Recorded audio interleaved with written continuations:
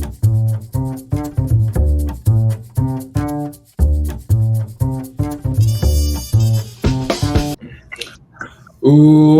to the Dalen Show. What's going on, everybody? So good to see you. Welcome to the Dalen Show. If you're new, make sure you hit that subscribe button. It's free and it allows us to keep having conversations like this in the future. Welcome to episode number 19 of season 5, which is so crazy to say. In normal circumstances, that would mean we would only have one more episode to go. But since it's the 5th year and the 5-year anniversary, I'm doing things a little bit differently. So we will continue to be pushing out some episodes throughout the season. So again, if you're new, welcome to the Daily Show. Appreciate you so much. If you have not checked out episode 18 with Nick Winger, go check that out. Super fun episode. Brought him back on the show for the first time in about 4 years. Chatted about so many different things. Great time. Great to see my man Nick. Without me chatting too much, man, let's introduce our guest for today's episode, Mr. R.J. Morgan. Woo! So good to see you, have you on the show. First of all, just how you doing, Mr. Morgan? I'm doing great, Dalen. I appreciate you having me on. No, I appreciate you for coming on. This is a long time coming. It's gonna be fun. You know, we're gonna have a lot to talk about. We're gonna have a lot of laughs. We get to learn a little bit more about you as well. So this is gonna be fun. First off, RJ, just really quick for people watching or listening that may not know a lot about you before we get into everything that there is to decipher about you, who you are and your story. Could you just give like a brief introduction about yourself, just maybe where you're from, what you do right now, and just maybe some things you've been able to accomplish over your life as well to get you where you are today?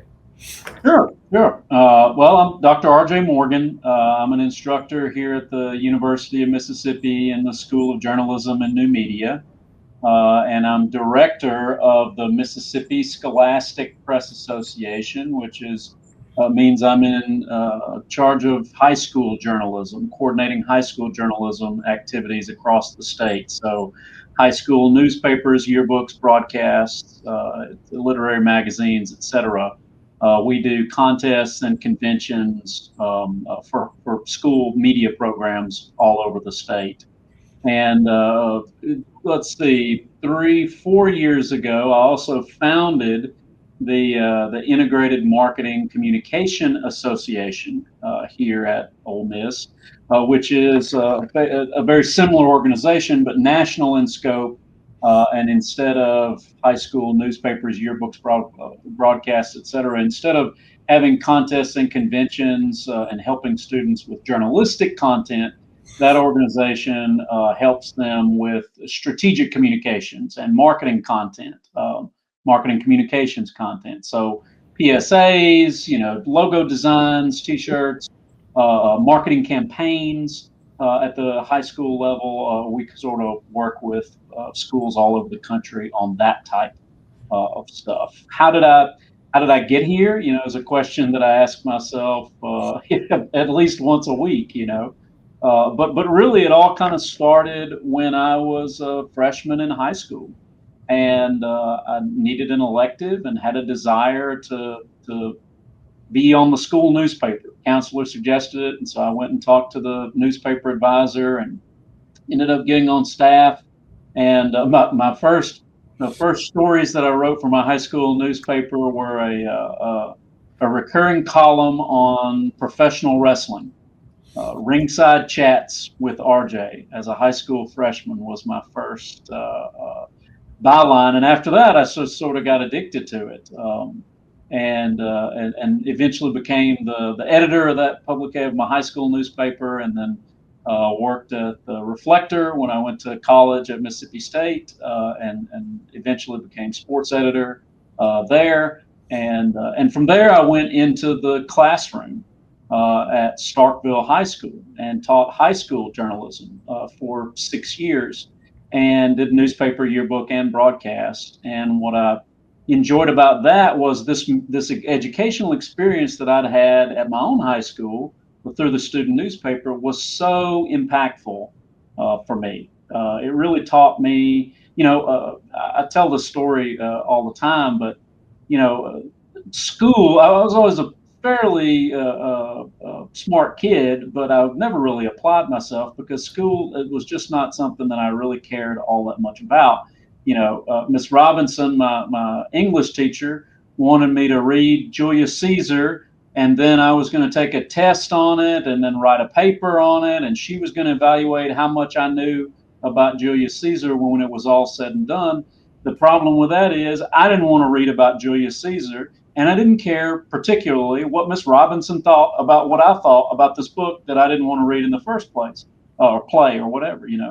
But in newspaper, what I found out really quickly is now in this class, they're going to take my homework, the stories I write, and they're going to print off 1,000 copies on newsprint with ink, and paper, and then they're going to sell it and pass it out to all of the people all over my school, all my friends, all the girls I was interested in dating, all of that kind of stuff, And so this homework in this class, I probably ought to take seriously because it's going to have my name on it and it's going to be public facing. And so through taking it seriously because it was a public facing class, I just learned so much. It really helped me grow up and mature. And so through that newspaper class, I learned, how to talk to people, how to hit deadlines, how to organize my thoughts, how to organize my notes, how to tell a clear story, whether it was a factual story, how to go gather facts, how to interview people, how to talk to not just my peers, but adults, people in the building, other teachers, administrators, community members, coaches. I did a lot of sports reporting. And so I learned all of those skills. And then, once I became editor, then everybody else's stories were also my responsibility, and everybody else's, whether somebody remembered to go get that photo of the soccer game last night didn't really have anything to do with me, but it's my concern because I'm the one that's going to have to lay out that page, right? And so it taught me a lot of leadership skills. It taught me a lot. I got a lot of value out of high school journalism. And so by the time I had sort of wound my way around, done a lot of sports writing and developed journalism skills on my own, by the time I found myself in the classroom, I just really wanted to create the same type of learning environment that had been so impactful for me as a high schooler. And so I did that for 6 years and really enjoyed it. I got a lot of pride about the time that I spent at Starkville High School. And so as part of that, I got this flyer in the mail for this organization called MSPA, the Mississippi Scholastic Press Association. And so I started bringing my students to Ole Miss to these contests and conventions that MSPA puts on. And the director at that time, Beth Fitz, became one of my most sainted mentors and really helped grow me as a professional and as an advisor. And then when she retired, I was able to step into this role. I moved to Oxford. I took a job teaching classes here at the university and been here ever since. I don't even know where I want to start. It's a lot to unpack, yeah. But I think bases off the top of my head that you were talking about is IMC, Integrated Marketing Communications. I get so many of the questions of what is that, what is it kind of marginalized around, et cetera, from people that are, coming with their kids to come see Ole Miss, or, people that are just coming to the School of Journalism that may be alumni, et cetera, et cetera. Sure. For you, what does IMC mean for you personally? And as well, take me back to the starting up process of that. Like, what went on? Like, how did that even become an idea for it to become a reality in terms of what IMC is now at Ole Miss? Like, how did that process start to become what it is today? Sure. Well, I'll answer your second question first, because that process was started before I got here. Mm-hmm. But in general, what IMC is integrated marketing communications. So this is when you're thinking about how does a brand or a company or a corporation, how does an entity communicate strategically across a lot of different platforms, right? So think about Starbucks. So Starbucks has different communication points or different touch points that its brand has with its customers, right? So there's the physical process of getting the coffee, but there's also the logo, there's the style of the cup, there's the way that the store is set up, There's the way that Starbucks positions themselves in the market, right? Do they want to be the high-end coffee? Do they want to be the coffee of the people? Do they want to be, an elite brand? Or they want to be, so different ways that, however Starbucks wants to position themselves is going to affect how they communicate. And how they communicate is going to bleed into, lots and lots of different areas. That's not just how you communicate in your print advertising, but it's also how you manage your social media feeds, the tone of voice you use on your social media feeds. What about commercials? What is the ultimate goal of a commercial of Starbucks? What kind of emotions are they trying to elicit? All of those things. And then, think about Starbucks. I'll continue using Starbucks as an example, but think about how Starbucks manages its internal communications. How does Starbucks corporate communicate with its stores? How do they communicate with their employees? Do they engender goodwill, or how do they want what values do they want their employees and their storefronts to have?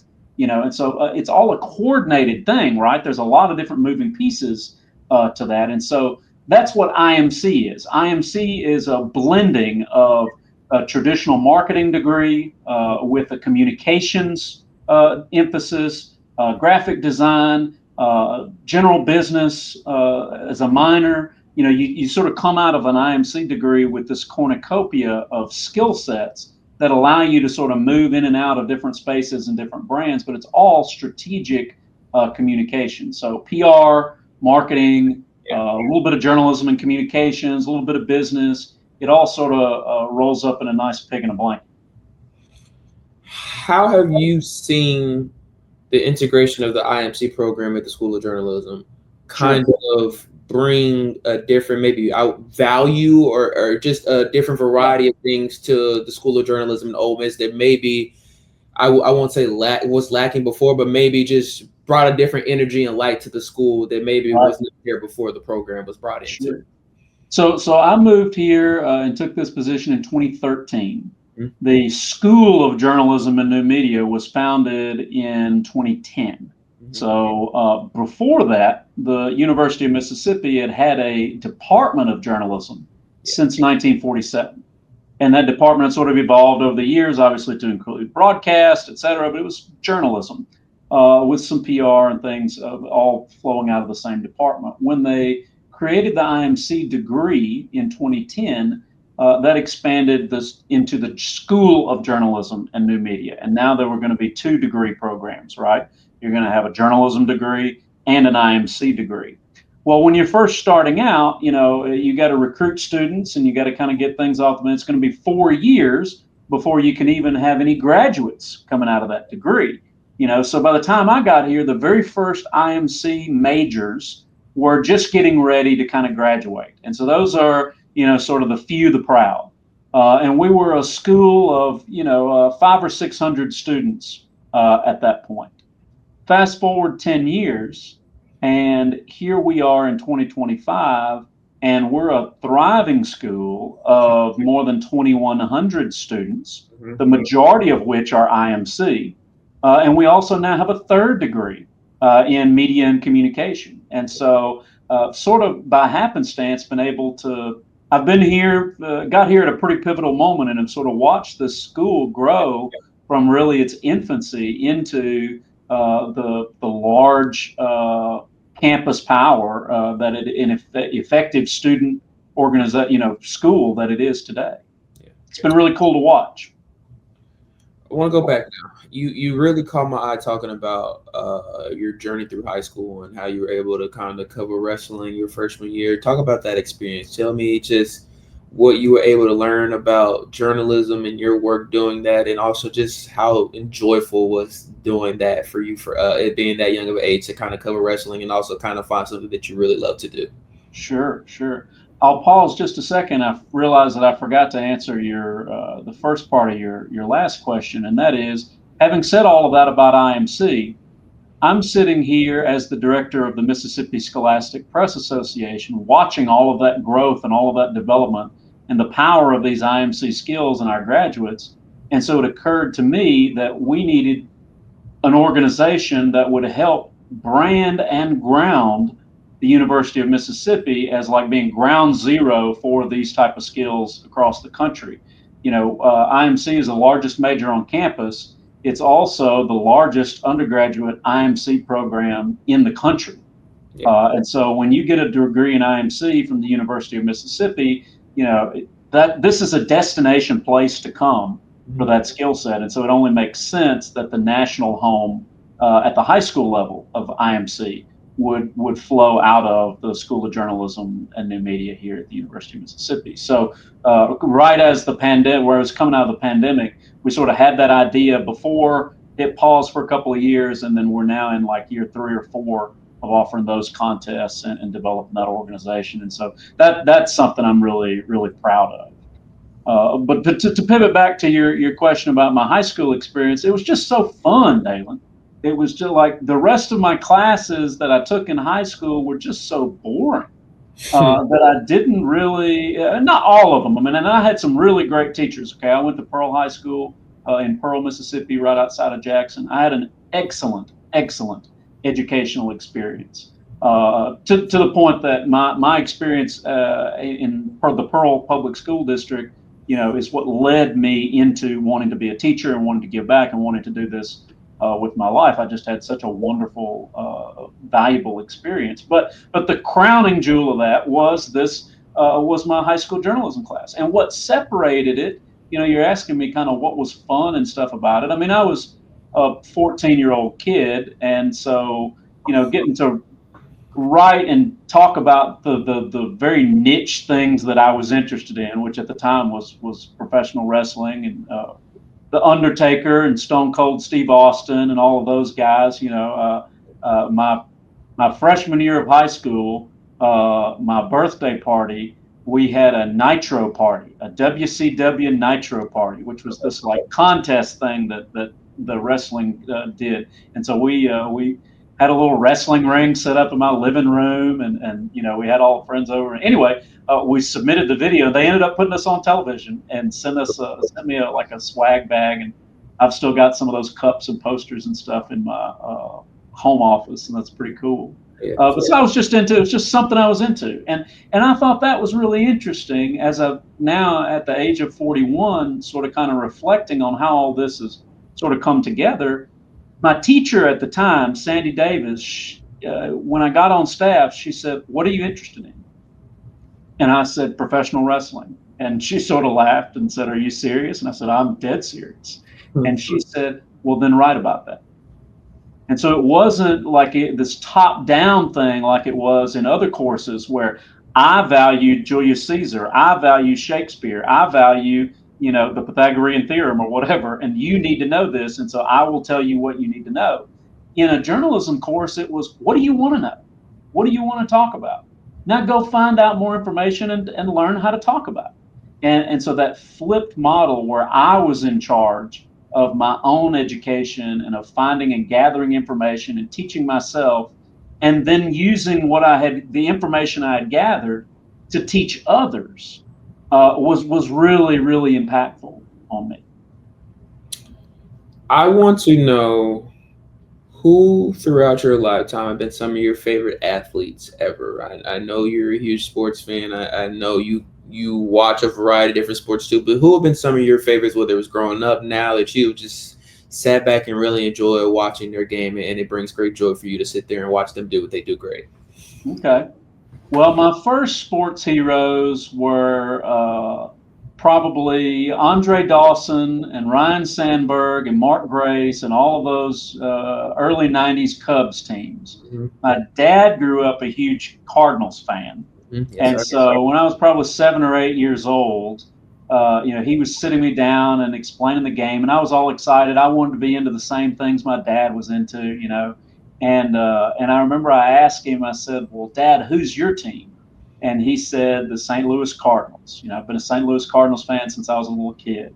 And so then my response, which you could probably do some sociological experiments on these kind of things, but my response was, "Okay, who's their rival?"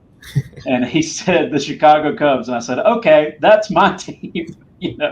So you probably do some whole sort of research case study on, sons that take their father's team and sons that take the rival of their father's team.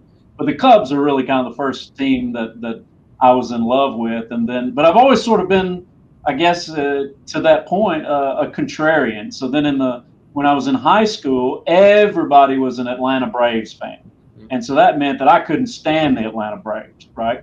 And so the other good team at the time was the Yankees. This was the Jeter and Torre and Mariano Rivera, that whole era. They won 3 World Series in a row. And so they became my favorite team. I also love New York City. It's always been my favorite city. And so I sort of adopted the Yankees as my team. And my favorite Yankee was David Wells.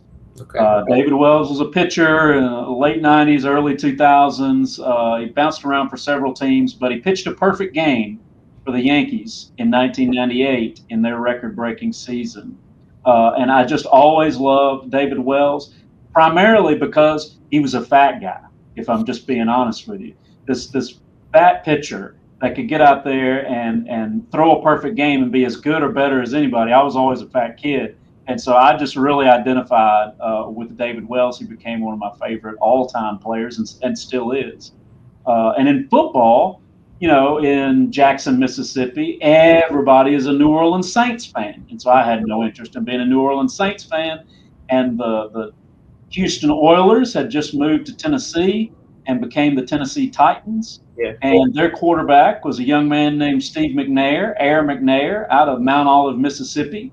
And so here was this new team with a cool logo in a cool city with a Mississippi quarterback. And so I pretty quickly became a Tennessee Titans fan. And then in their first season, the Music City Miracle and the exciting playoff run. And so I've sort of been a Titans fan ever since. So those are some of my earliest things. And then going into the New York thing, the other one that I really identified with and fell in love with was Patrick Ewing. Okay. I'm a huge Knicks fan, and Patrick Ewing was, again, because he was just so big, and I liked big guys because I was a big guy. Mm-hmm. And Patrick Ewing was a dominant center. They never won a championship because Michael Jordan hogged all of those. But Ewing was a first ballot Hall of Famer, and he's still one of my favorite players to this day. I just love anything Patrick Ewing. Yeah. I really was captivated by you telling me just the progression that you had in high school in terms of working and virtue different things in the journalism field.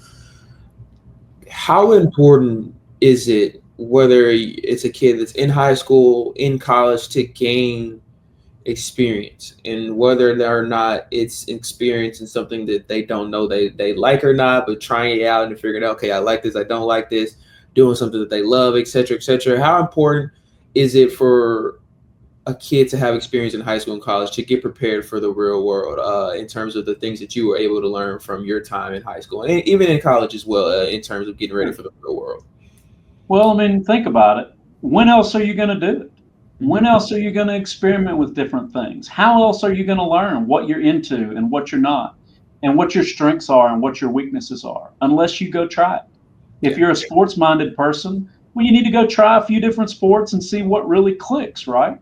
So if you're more of a creative person, well, you ought to try a lot of different things, and you ought to try to put see where your hands go and see where what clicks, right?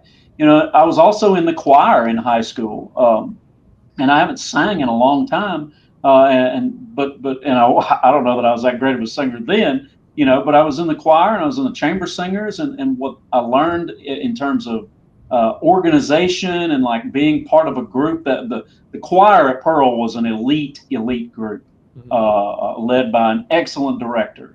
And so from her, I just sort of got to watch and learn leadership skills. And we were able to travel, and I had friends and, made social connections. And so, but if I had just said, I'm not that great of a singer, I'm not even going to try, I would have never had all of those life experiences or all of those life skills. So I just feel like it's really important for students in high school and college to get out there and see what sticks, right? None of this is permanent. You can do something for a season or for a class or a semester, and just see if it's something you like. And if it's not, move on to the next thing, right? That's what this phase of your life, that's what high school and college is really about, experimentation and sort of figuring out who you are. And an important part of that is figuring out who you aren't, right? And so the only way you're going to figure that out is to sort of try a few things and fail at a few things and figure out what you're good at and then move on from there. I love that because I am Mr. Perfection in my own head, and it's so easy to at this age to feel like you have to have it all figured out, and if you don't have it figured out at this point, you're not going to get where you want to be in 5-10 years. So I appreciate you for sharing that because that's real, and I think it needs to come from people around your age range to people like my age to tell them it's okay to experiment. It's okay to learn and fail and say yes and say no and et cetera, et cetera. So I appreciate you for saying that because it's really important, especially nowadays. I think that the gravity of social media has really kind of changed the outlook of my generation in terms of how they view the future. So I love that you shared that. That's a really good point, and I'd like to point that out, that it is a little different.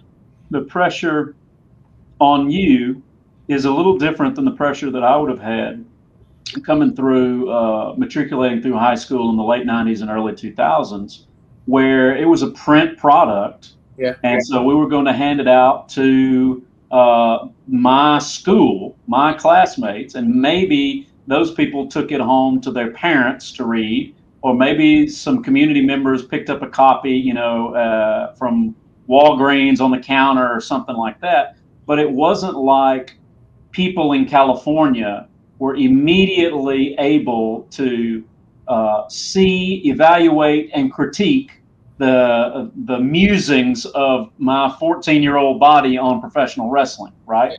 I was not trying to build a national brand around myself when I was 14, 15, 16 years old. I was trying to articulate messages for my immediate peers in my school. That was my target audience. And so one thing I think we do a disservice to students today is like, I know how to communicate professionally and nationally, and I know everything I say, sort of out there, and I need to communicate that to you. But that doesn't mean that everything you do is really ready for the prime time, right? Like we ought to. There should be some things that we sort of work on behind closed doors, not in a privacy way, but in a developmental way.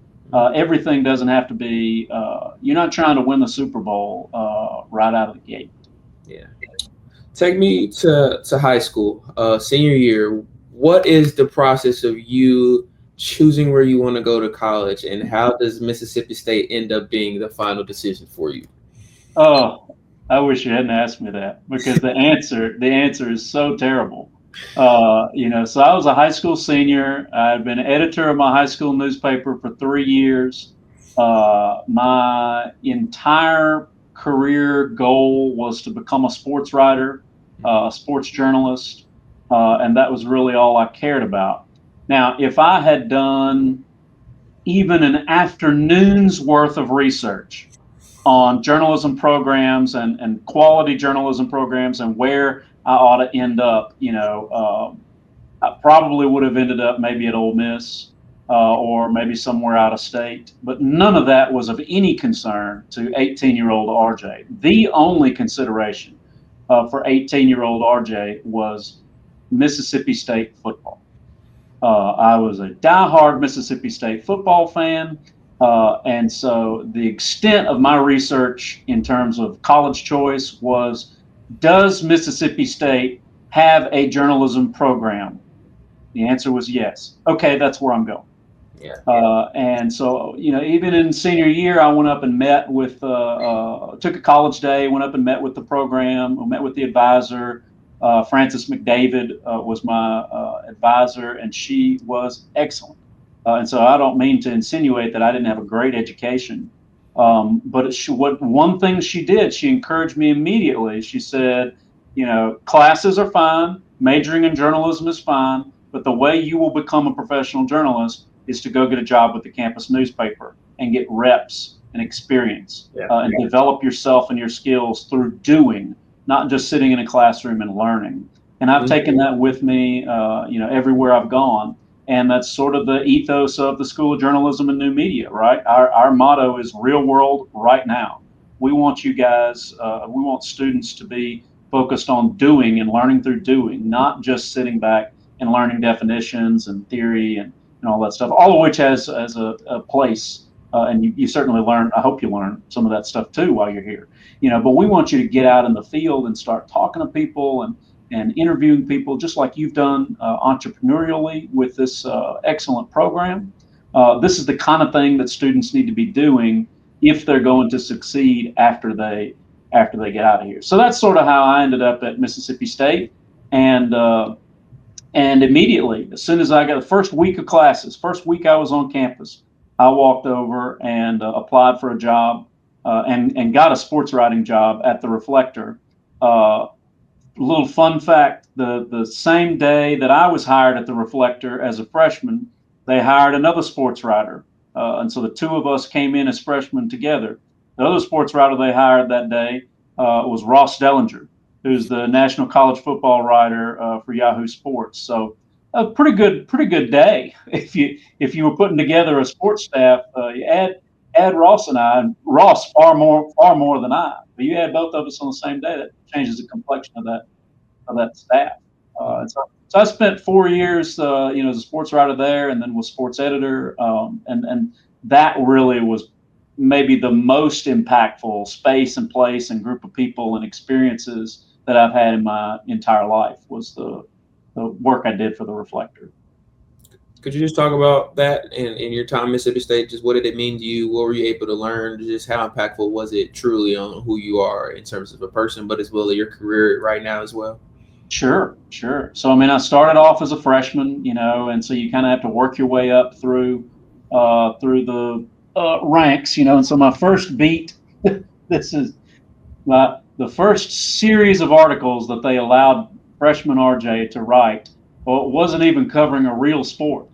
They asked me, the PlayStation 2 had just come out, and so they asked me to take the college football game on PlayStation 2, start a franchise with Mississippi State, simulate the entire season, and then write about those simulated games. And so each week, our real coverage would go right alongside on the page with my simulated coverage of the fake season that we were having. And Mississippi State was not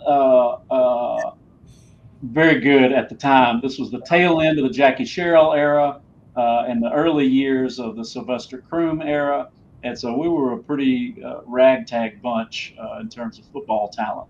That's honestly not a bad story idea. I don't mean to interrupt you, but that's actually not a horrible story idea, honestly. Well, I thought it was pretty good. But it did get a lot. I'll tell you, it worked, and it was kind of cool for about 2 or 3 weeks. Mm-hmm. And then it got really confusing because anybody that wasn't really paying attention and hadn't been really paying attention for the rest of the semester, all of a sudden I was writing stories about games we won that we absolutely did not win. Yeah.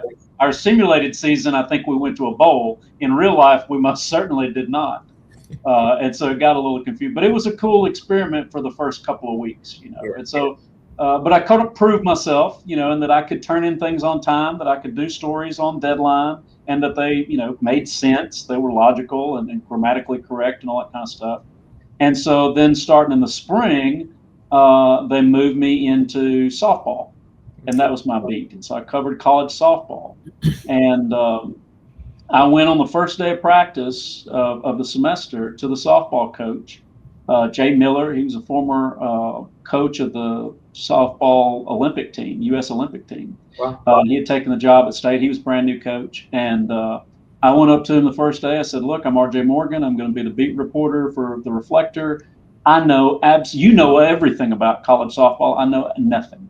And so if you will explain this game to me, and if you will explain your decisions and why things are the way they are, the strategy, blah blah blah, I said I will give you everything I got. And he was so kind, and he did. And so they would win or lose a game, and then I would wait around for 15 or 20 minutes, and then I would interview a couple of players, about whether they, won or lost, whatever, how they felt about it. And then I'd go sit in the dugout with Coach Miller. and he'd explain to me, and kind of unpack the game for me. And it was a really good education. So I did that for a couple of years, and my fall beat became the volleyball team, which I also really enjoyed covering, and got to make a lot of connections and interview people. And all of that was just really getting reps in storytelling, right? Mm-hmm. So sports is planned news events. If you show up at X time, there's going to be a winner and a loser, and there's going to be some stats that go along with that. And so you just got to focus on how to tell the story. What's the story within the story? And so I got a lot of good reps for all of that. Then Ross eventually moved into being our sports editor, and so I moved in to being the football beat writer. And then when Ross graduated, I moved into being the sports editor. And so that's sort of the career trajectory. So then I covered football for the next couple of years. And at the time, and this is probably a little more common then than it is now, but there were all of these publications that needed stories about Mississippi State football. The Memphis Commercial Appeal, the Birmingham News, the Jackson Clarion Ledger, the Associated Press, several recruiting sites, and some of those had beat writers, full-time dedicated beat writers, and some of them didn't. And so I started picking up, the sports editor typically picked up, and so when I was sports editor, I picked these things up, freelance gigs. And so I would write a practice story on Tuesday for the Commercial Appeal. I might cover a baseball game on Wednesday for some of the Maroon and White magazine or something like that. So I started picking up all these freelance gigs, and so it wasn't just that I was a sports editor and laying out my section and assigning stories and managing all that. I was also getting all of these bylines from all of these different publications around the country. I became the first campus blogger for Sports Illustrated. They were starting a network of campus blogs, and so when they did that, I was the sports editor, and so I kind of fell into that job. I fell into the Associated Press job, and then I graduated and became a professional, but I didn't leave Starkville, and so the Associated Press said, well, why don't you just keep writing for us? And I said, okay, that's great, And so I did that. I covered football, basketball, sometimes baseball for the Associated Press for the next 16 years, well into my time, all through my time in Starkville and well into my time at Ole Miss. I really just finally let go of working for the Associated Press. Told them I just couldn't do it anymore in 2022. So coming out of the pandemic. But to answer your question, that all of that experience was the most professional development experience that a person could ever get, right? And then the other piece to that was being in a community, being part of a community of other journalists, other student journalists who were trying to do the exact same thing, right? And so, you had, I became, close friends with the entertainment editor and the news editor and the opinions editor. And we'd all spend, 20 or 30 hours a week together laying out these newspapers and assigning stories and whatnot. And so we all just became sort of best friends. And so those are still some of my closest professional friends to this day, are the people that you sort of come up through the ranks with in student media. And so, I just, my experience with student media, college and high school, were just the most valuable educational experiences I have. And I can't even imagine what I'd be doing today if it weren't for those experiences and opportunities. It would be far less successful or fun. You do so much in terms of, you talk about the Scholastic Press over the years, covering the American South, sports, the AP. But I really want to know, why teaching? What got you into teaching? What inspired you to become within the educational rings? Why did you? What inspired that? What was the move for teaching? Why did you want to become a teacher? That's a really good question. I guess it would be a few things. One, as I said, would be that I had such an excellent high school experience myself.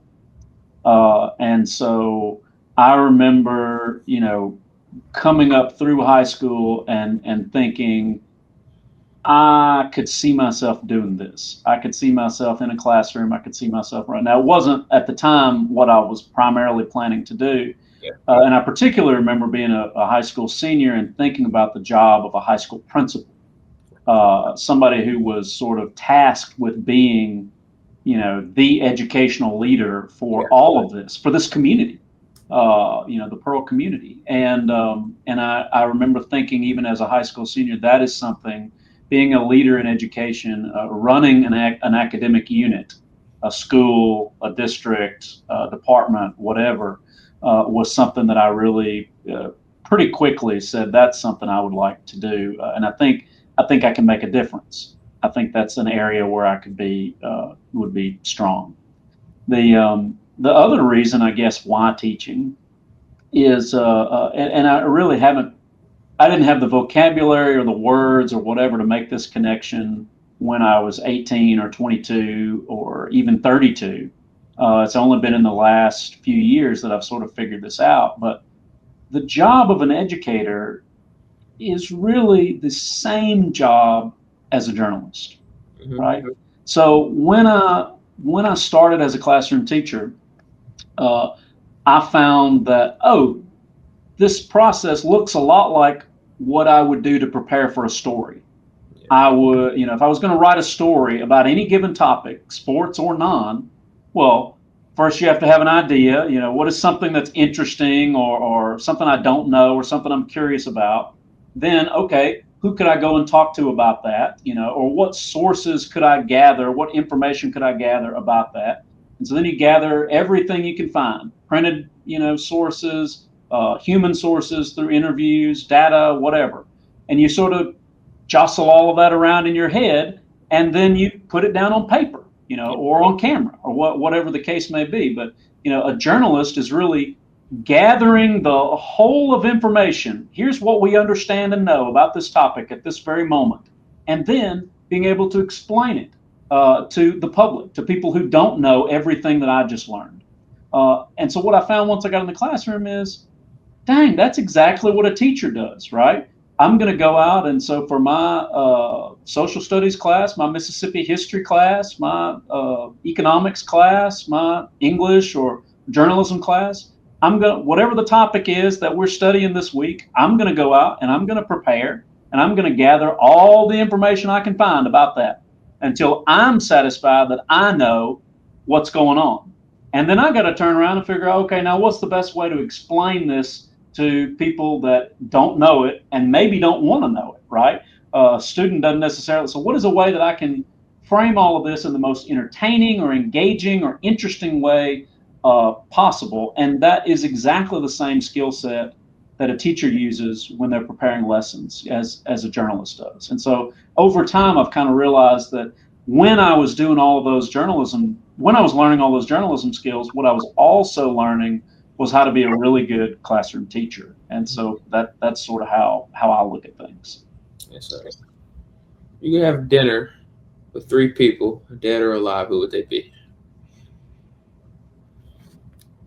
3 people, dead or alive. I would have to go with Willie Morris, late Mississippi author, Bob Dylan, musician and songwriter, and probably Bill Clinton. He was president.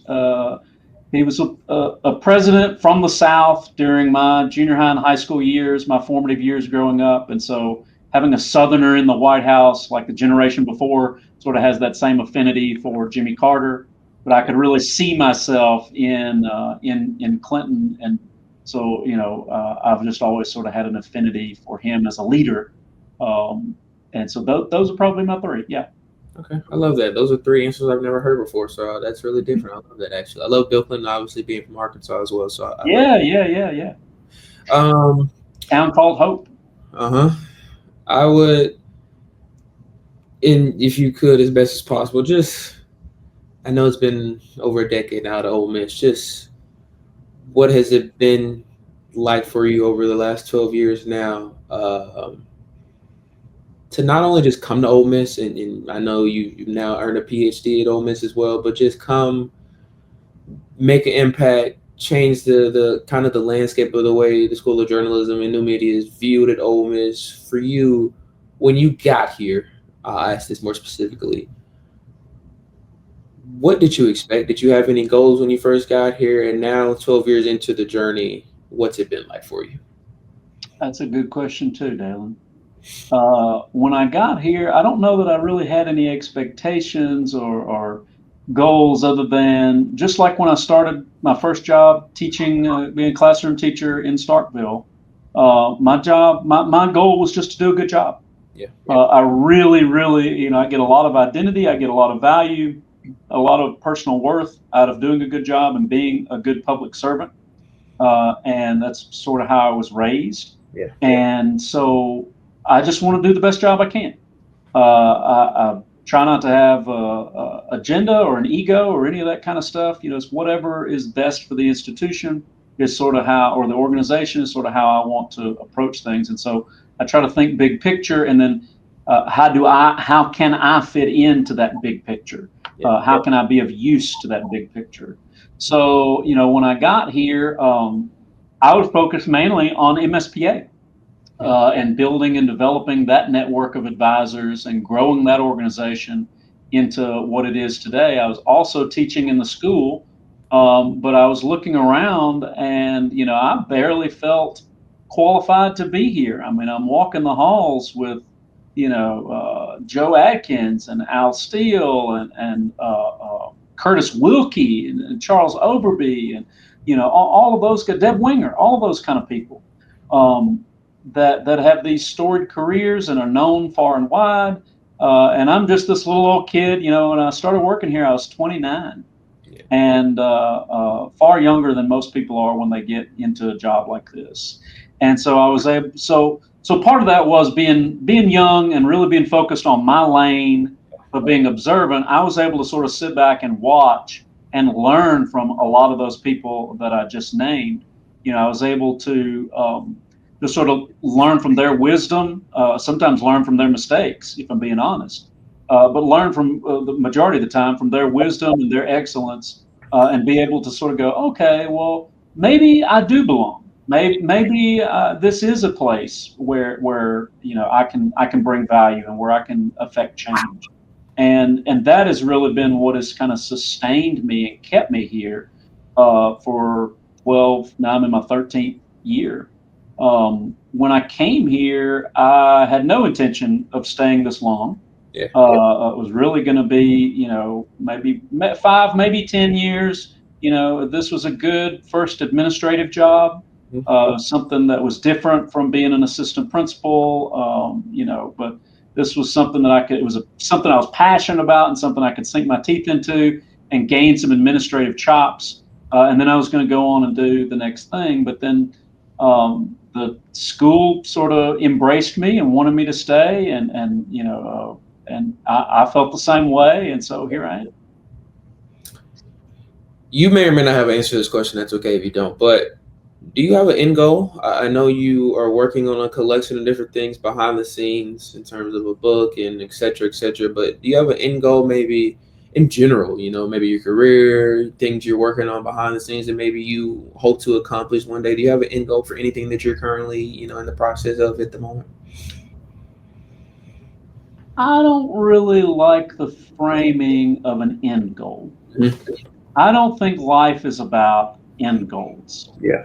I think having goals are important, and I think having trajectory is important. Mm-hmm. But you can't know today. First of all, I don't know today how much longer I have left on this planet, and neither do you. And so, if we could wave a magic wand and you knew the exact date that your earthly body was going to expire, then you could backtrack from there and you could plan out, here's where I want to be on the day I die, and here's all the things I want to accomplish before then. But we don't get that. That's impossible. And so, you just have to think about goals and trajectory, right? And so I don't know where I'll end up. Yeah. I don't know. I don't know what the ceiling is. I don't know what the end goal is. I don't know where any of this leads. I just know that I have projects that I'm passionate about. I have things and ideas and people that I'm passionate about. And so, for as long as I'm able to be here and serve, not just in this building, but like on this planet, I plan to continue pursuing those, and when it's all said and done, we'll see how far we got. Is how I kind of look at things. Hmm. I'm gonna try to make this as specific as possible and try not to make it broad. But what has been?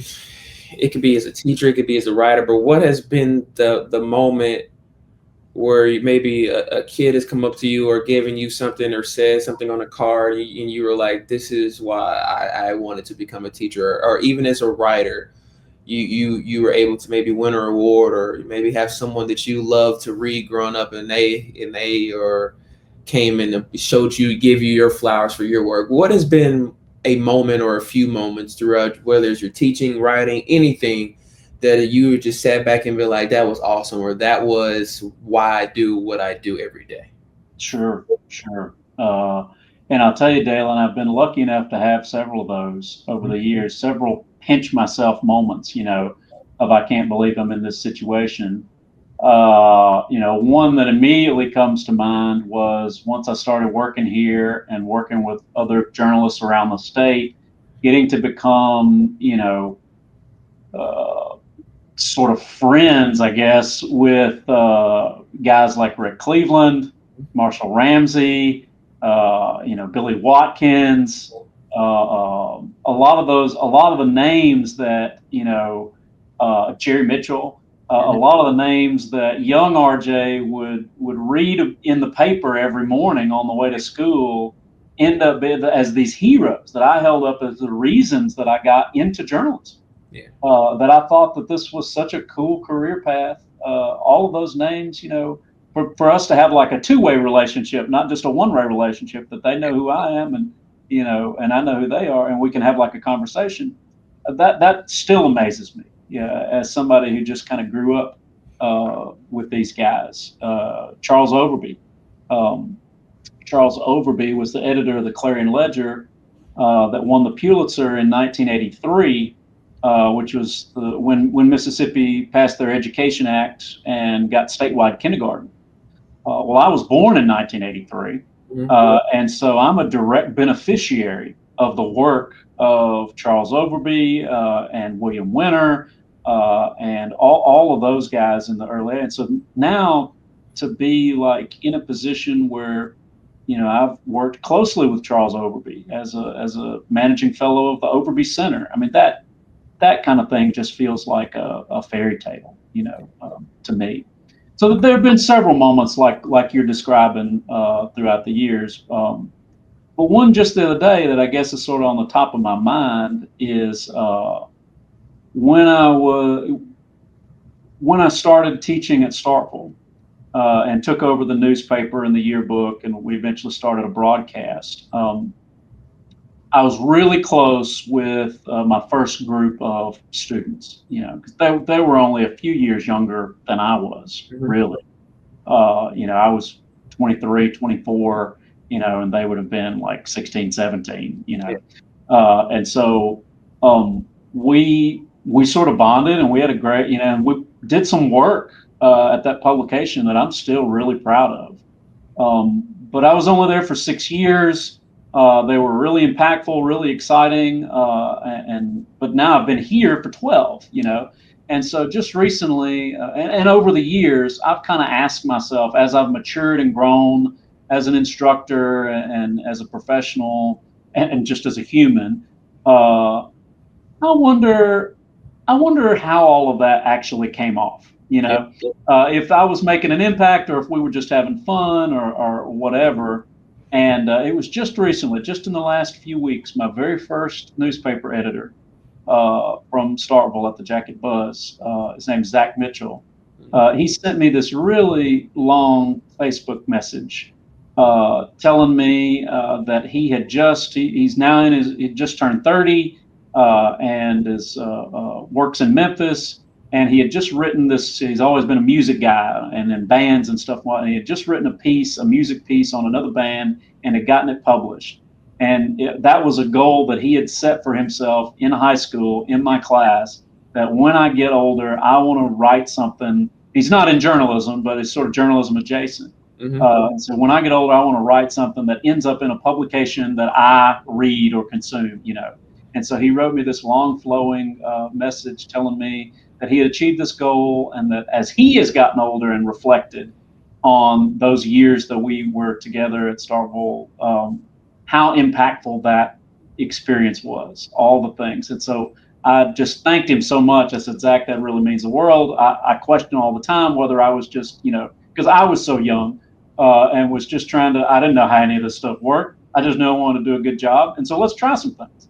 And he said, no. It was a very impactful learning environment. And so I guess that's probably the one that really gets me, is when your students tell you that you've made a difference in their life. There's nothing better than that. Yeah, I like that. I really do.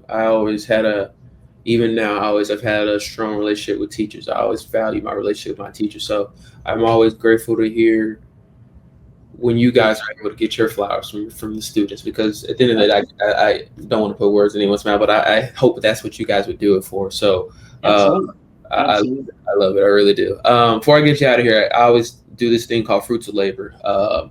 It's 2 questions, but I'll just start with one. And it's kind of honestly in a way leading off something you just talked about, but legacy is something that's really important to me, and what I do, and who I am as a person, and just making an impact, but as well doing the things in the manner that I want to do them in a positive manner. So for you, what would you want your legacy to be? When people hear the name RJ Morgan, what do you always want people to remember about who you are as a person? That's a really good question. I don't know that I have an answer. I would hope that they would remember me as a hardworking, kind, fair, intelligent person, somebody that went above and beyond to try to help the whole for the good of the order, kind of thing.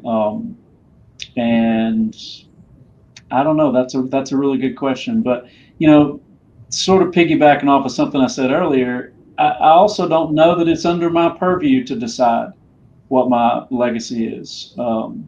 Other people can figure that out. My job is to do the best job I can every day.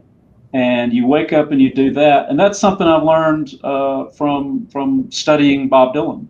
Dylan has had this, a lot of people know about his 60s stuff, but he's still a performing artist at 84. And so you're talking about an artist that's got 60 plus years of doing it. And for a lot of people, for a lot of artists, once you get sort of past your commercial prime, then your shows and all of that kind of stuff is really just sort of a traveling museum. It's your greatest hits played the exact same way they are on the album, yada, yada, yada. Dylan's not like that. Dylan constantly innovates, changes melodies, changes lyrics, constantly tours. Certainly doesn't need the money, but does it just sort of for the love of the game, I guess, for lack of a better term. And so what I've kind of learned about the creative process and from being a professional and about legacy from studying Dylan is that Dylan is not concerned with legacy.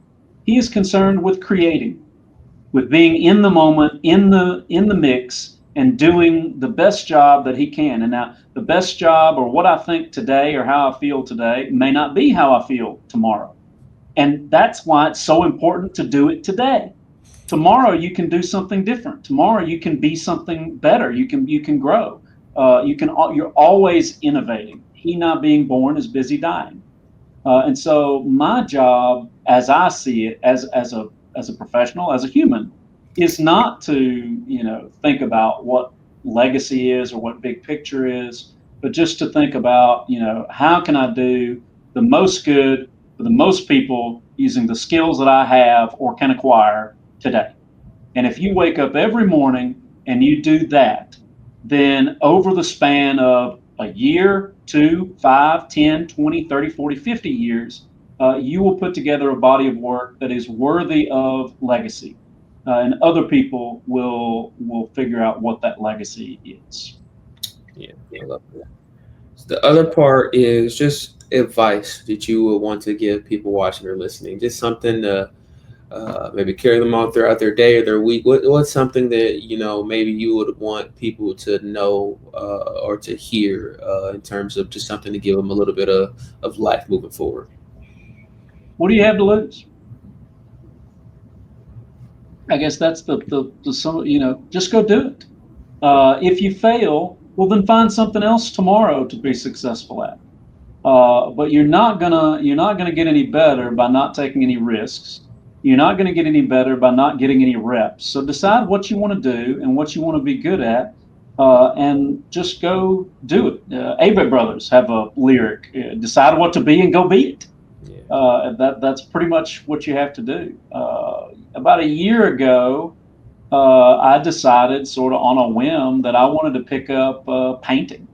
Never painted anything before. Wasn't particularly, I took a couple of art classes and they were not my thing. Never have done it before. I've decided that that's something that I wanted to work on. And so in my free time, I do, little paintings or drawings or whatever. And the first few of them, there's actually still pretty bad, but the first few of them were real bad. But every time I paint something, or every time I draw something, every time I create something, it imprints a little bit on my brain of how, that little thing right there, that worked. Yeah. Now I need to figure out how to do that over and over and over and over again. Well, you don't get that unless you take risks and you get reps. And so my advice to anybody is to just get out there and do it. You're as good as anybody else. You just haven't had as many reps or as many practices to develop those skills. But you are as good as anybody else, and you're certainly no worse than anybody else. And so that's sort of what my advice would come down to, is decide what to be and go be it.